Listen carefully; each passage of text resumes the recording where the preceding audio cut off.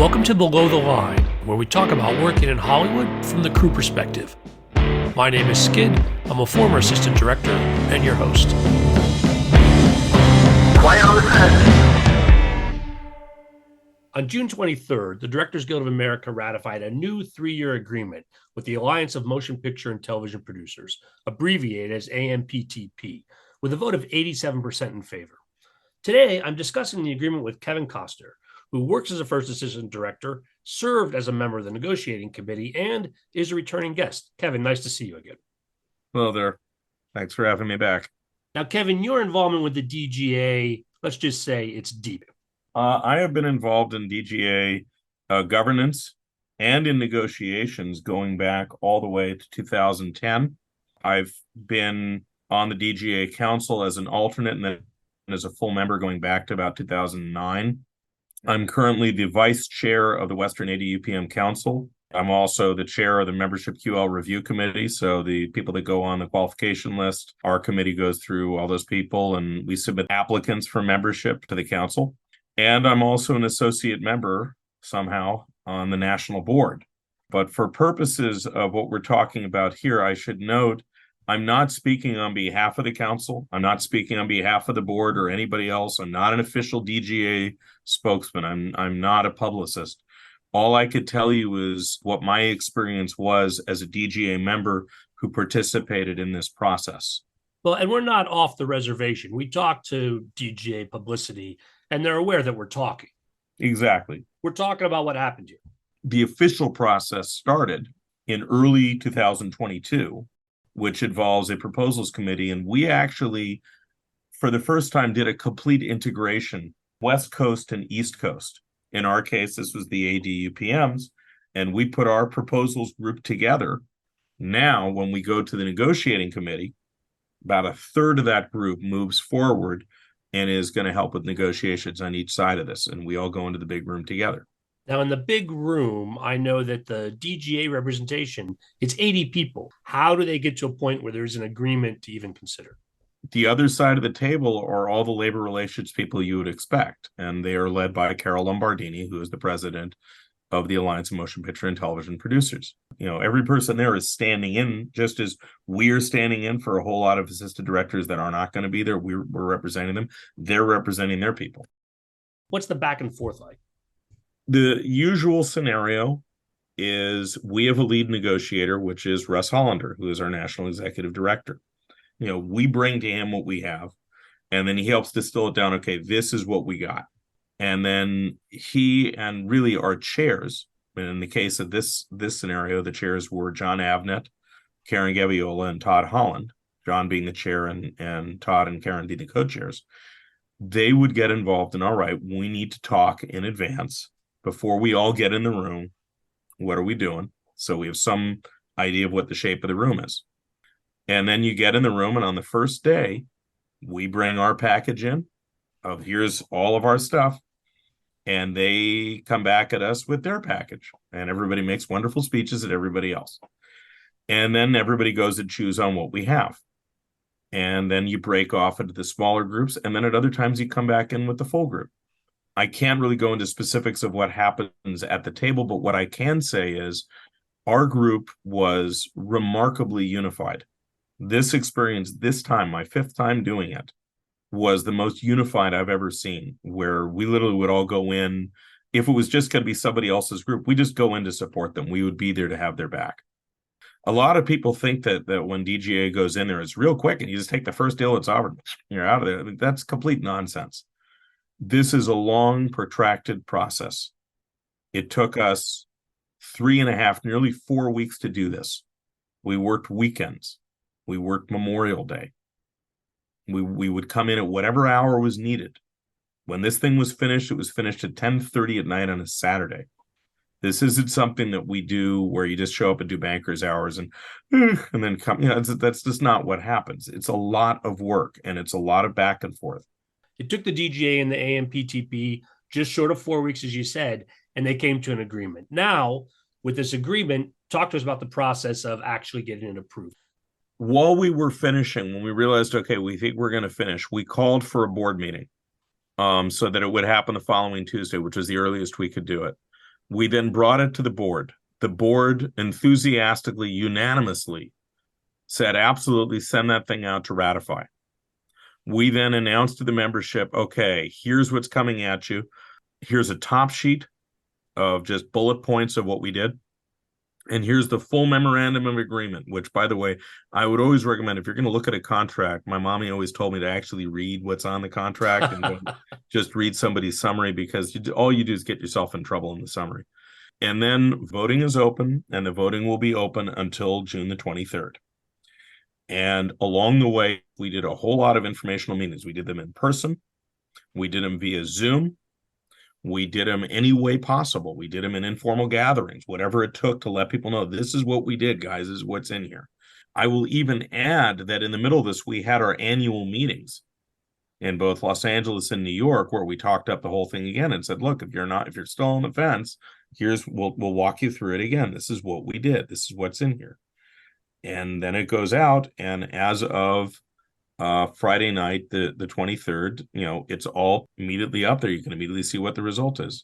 What the result was, and the DGA actually released the numbers on what the vote was. Just under about 7,000 members out of about 16,000 plus that would be eligible to voted for it. Of the people that voted, 87% of the people that voted approved this. So that is that's overwhelming. There was 13% that voted it down, said no, we would rather do something else.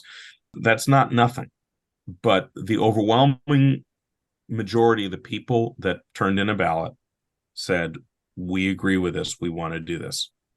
I also want to note, throughout our process, this time in particular, because we knew we were going late, because we knew we were going to be, we were going to be going up very close to the end of our contract, we did a lot of outreach to members, which is more than I've seen in the whole time I've been in the guild.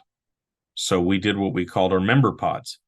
So I had about roughly 20, almost 30 people I was talking to at different times that I was sending emails out, that I was doing Zooms with throughout the process. I couldn't tell them what was happening at the table, but I could at least say, these are the goals that we're going for. This is what's up. I also want to address one other thing that I've heard in different quarters. People have noted, well, the Directors Guild didn't get a strike authorization. The reason that didn't happen is, A, we already had the organization of our members. We already had thousands of our members in member pods, so we could get to them like that. So we're already organized. And we knew we were finishing at the beginning of June, and our contract expiration was the end of June while SAG was in there. Had we come out of there and said, you know what, guys, this isn't working, you're not serious here, would give the succession answer, we're not serious people. If that had happened, we had the whole month of June to go get that strike authorization. We didn't need to walk in with it. They knew we were darn well ready to do it if we had to. That's something you do when you're, okay, we're ready to actually go ahead and pull the sword out. But what we felt was, as soon as they saw us organizing, they knew, okay, they're not playing. So, Kevin, give us a summary of the top sheet on this contract. One of the fights we had was over wages. And we got, for the first time in decades, a 5% wage increase the first year, 4.5% in the second year, and 3.5% in the third, with a proviso that the 4.5% includes a half point that's actually the parental leave program. And that's something our membership had told us overwhelmingly they wanted. And kudos and thank you to the Writers Guild, who did that first. So we said, okay, thank you. We'd like to do that too. Our members absolutely want this. You could argue that we've fallen behind a little bit with inflation over the last couple of years. However, we also were way ahead of inflation for years and years before. We will be ahead of inflation again. This was a fairly large raise for us. We also, we increased various other incidental allowances I won't bore you with. We did some work on pension and health, where we raised the caps. You do that, you just kicked a lot more money into the pension and health plans. Past that, we did the usual increase of residuals. I won't kill you on that one, but I will say that in international, which was a thing that we knew we had to get, they had to pay a fair amount, and it had to be based on how many subscribers do you have around the world. And now that is in there. And that's going to be a huge thing because a lot of these services, they're taking American programs and they're taking them all over the world. And in the past, they were paying, a tiny amount of it. Now they're going to pay a real amount of it. And it does have teeth in it. This is good. We also adjusted a thing for an area that we haven't seen much in yet, but we're going to. AVOD is ad-supported video on demand as opposed to subscriber-supported video on demand. If you have a Roku right now or an Amazon Fire or whatever stick that you put into your TV, and you can watch, say, Pluto TV or Freevee or Tubi or Roku channel or whatever, that's free to you. They're starting to make original shows with real budgets. That's something where we said, okay, you're going to need to have terms because we didn't have terms in there before. So that's an area that we got into, and there will be more to do there later. Here's another thing, holiday-wise. We added in what I believe is an 11th paid holiday, which is Juneteenth, every June 19th. That was a fight to get that. That they didn't just give us that. That was a fight, and we got it. We managed to get MLK, thankfully, because IA, thank you, IA got that their last time, 2021, and everybody else got it. So we're getting Juneteenth, which should lead to everybody else should get that too, I think. There were other little things with holidays that I won't bore you on.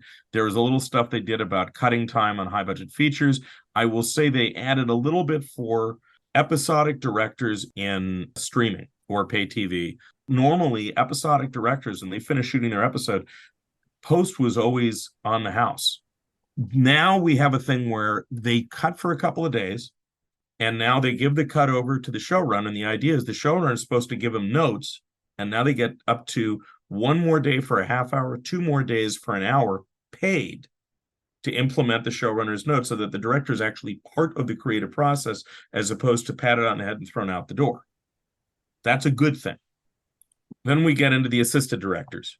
We did a thing where we were talking about hours being too long. The number of hours have to come down. And we hit them with a proposal and then went in as part of negotiation saying extended days are going to happen earlier. So whereas before, if you were working as a first assistant director and you're filming, you had to work 14 hours and 1 minute. That's been dropped to 13. That's something we never thought was ever going to happen, but it's there now. It encourages people to not shoot 12 hours and try to shoot 11 hours or try to shoot something that's more reasonable. Similarly, for second assistant directors, if you have more than one second assistant director, and nearly every production known to God or man, unless they're low budget, has 2 second ADs. If they're on for more than 16 hours, boom, they're into it. That 16-hour trigger just came down to 15. That includes a key second, that includes a second, it includes an additional second, any of the seconds. If they work more than 15 hours, they're going to be into this. But this was a huge thing. They have not touched this in years. So past that, for the FLITA group, freelance live tape television agreement, which would include awards shows, it includes the Oscars, soap operas, game shows, what have you, all that's in there. For people that are assistant directors and associate directors and stage managers, they had worked for nearly a decade in streaming. The FLITA people that were working on those shows had no terms, none. It was covered work. That was established back in early 2008, but they had no terms. And the point is that should have been addressed a long time ago. And 2 things were done on this. A, they got caught up fast, and we stood for them. We went in with them. We all looked at it and said, the stage managers and associate directors are going to get their due here. This is going to stop. They're going to be paid correctly. So that's a big thing. We're very happy we got that. And the other thing we got for them, if they're working, say, Super Bowl Sunday or the Oscars, you might be working all week, 7 days a week getting that, right? Normally, if you work a 7th day or you work a holiday, that's a double day. They're only paid a time and a half day. And finally, we got that fixed. So yes, they will be paid properly for their 7th days. Moving on, we had a big thing that we did in safety, where we've added 4 safety classes for assistant directors and production managers. So there's firearm safety, environmental safety, location safety, and then the last one is insert car. And we're going with a pilot program of something that is done in Australia and in Europe, but we haven't had it so much, occasionally here, but not so much the way you really wanted. A safety supervisor. This is not a DGA position. It's not an AD doing this. You're not like a second says your safety for this show like it was with COVID. The point being is You have to hire somebody. They're not the studio rep. They're not a DGA AD being told go handle safety. This is a person where all they do is safety. It's going to start small. It'll start in movies. It'll start in limited series because you can't do it everywhere because we don't have these people yet. But this is something they have in Europe and they have in Australia, and it works quite well. So that's a big thing that's in there. One other thing we threw in is a ban on live ammo on sets, which should never be there anyway. That is just absolutely categorically saying no more of this. And then the final thing is we threw in a thing for artificial intelligence, for generative artificial intelligence. And we wrote a very, very specific letter that was written between the companies and us. And the specifics on that simply are, this is an evolving technology. It is not done yet. It's still cooking. We specified it out as generative AI, but saying basically it's for, and I'm looking at the definition, the term generally refers to a subset of artificial intelligence that learns patterns from data and produces content based on those patterns. This does not include traditional AI technologies programmed to perform specific functions such as those already used during all stages of motion picture production, like CGI and VFX. And by the way, if we're listening, talking to Siri or Alexa or using Waze, that's AI also. So what we were doing is when we said generative, it wasn't to say research AI or this AI or that AI. That's all of it. It's in that. What we were saying was it's not Alexa. And the idea is we were affirming that work that is to be done by a DGA member, like the director, like the assistant director scheduling or making the call sheet, that is to be done by the DGA member who is a human being, who is a person. This is something we took time on. And again, it's something that's going to evolve over time. Writers Guild and SAG are likely going to adjust this letter or do other tweaks to it to make sure they're assured that this is what they want. But the reality of it is, we were covering that if it's guild covered work, you've got to have a guild person there, period. Past that, everything else that's in here is mostly housekeeping type stuff. The short of it is nearly every facet of the DGA got something that came to them. Yes, there are members that didn't. I'd like to do stuff for the people in multicam, which is an area that really doesn't get talked about. I'd like to do more for the people that are in the Flitter group because, again, they've got areas that are still open that we want to make sure we close the open manholes that are in there. I'm happy we got them where we got them. But when you're looking, it's like feature directors got something, like they got more cutting time that they need on their features that Netflix makes. Episodic directors got time and post that they never had before. Everybody got a larger wage increase. There's a whole lot that's in here. There was a lot of good that happened in this. And the increase in residuals, when you couple that with the wage increase, is huge. This was a very, very expensive package. So we were very proud of this. There were some people who took issue with very specific things like the word generative AI, or took issue with, well, why didn't you get 310s? And the reality of it is you get everything you can. You go in and you fight as hard as you can. And we did. And I think we came out with something really special. Well, and despite some of these issues being quite complex, again, of the voting membership, 87% said yes, and this deal was ratified. I do want to take a moment and place this deal in the larger context of what's happening with the other entertainment unions. So the Writers Guild of America did not reach a deal with AMPTP, and they've been on strike since May 2nd. And SAG-AFTRA, representing the actors, is at the time of this recording still in negotiations, but it's possible that they could call for a strike even before this podcast airs. In the course of following these issues, I've seen some chatter that suggests the DGA is undercutting the other unions by closing this deal. Kevin, how do you respond to that? First, everybody supports all of the guilds getting a good, solid, workable contract that works for their members. I don't want to see the WGA get a bad contract. I think that's crazy and that's horrible for everybody. The writers should have a wonderful contract they can work with. Same thing with the actors. And I'm a dual card holder. I'm a member of the Screen Actors Guild AFTRA as well. So I want to see everybody get a good contract. So we'll start there. Secondly, all of the guilds have to negotiate for their contract. They can't not negotiate. If a guild were to say, we're not going to go in and negotiate because we want to stay out for another guild, we would be in violation of our own contract and in violation of federal labor law. Further, not coming to an agreement, if we were to say, you know what, we've got a great agreement, but hold that thought. We'll come back to you in a month. Okay, that doesn't work. Either you have an agreement or you don't have an agreement. You either close or you don't close. If you're not closing, it means we don't have an agreement. If we had said we don't have an agreement, then we're going for a strike authorization. I would think that everybody in every guild, in all honesty, would want everybody to get a good contract. And if you've got a good contract, go. A good deal for the DGA. We're still going to see what happens with SAG. And then we're hoping that these deals can inform a fair deal for WGA at the other end. We're all still pulling for each other. My fervent hope is that what we've done, at the very least, doesn't hurt anybody else, that they could take whatever they want from this, that SAG could say, okay, we'll take A, B, and C, but we're not taking anything past that. Same thing with the WGA. If you can use that and then you can go and do what you need to do, great. Is there something you can use? Please take what you can use and go with that so you can get the contract that you need. Nobody wants them to not have that. Well, Kevin, this has been very informative. Thank you very much. On that note, we're going to call it a wrap. Once again, great having you. Pleasure to talk to you. I'm sure at one point we'll get to talk about the sordid history of JAG. JAG is on our list, Kevin. We will not lose track of that. Thanks again, my friend. Okay, buddy. Listeners, I always appreciate your feedback. You'll find my contact info at our website, belowtheline.oneword.biz. That's B-I-Z. You'll also find past episodes and links to all of our social media, so check it out. I think these contract negotiations are big news for the entire entertainment industry. And I'll host these issue-focused episodes whenever union reps are available to share new insights. In the meantime, I've still got an exciting slate of crew guests lined up over the next few months, and I hope you'll enjoy those episodes as well. Time for my closing credits. Thanks to Curtis Five for our music, John Wan for our logo, and to all of our listeners, I appreciate you. Please rate us wherever you get your podcasts and tell your friends. Thanks again from Below the Line.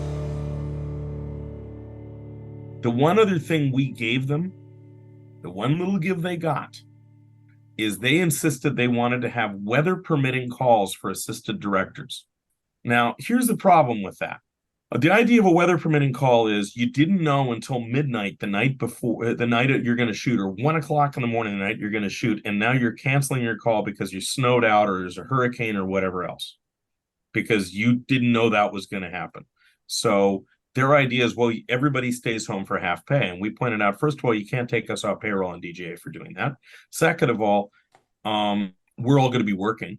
If I'm a first AD and you shut my set down because someone's got to communicate to your crew that they're not coming in. That's not going to happen automatically. Like on my TV show, if we have a massive hurricane in the middle of Los Angeles and we got to shut down, the director and the producers and I are now trying to figure out where the day went. Can we shoot tomorrow? What are we doing? So we're in scramble mode already. I didn't get a day off. The second AD, you're exactly correct, is calling the crew. The second's calling all the people the second can. The additional seconds in a van with the transpo going to crew parking for the people that don't listen to their phones. So who got the day off here?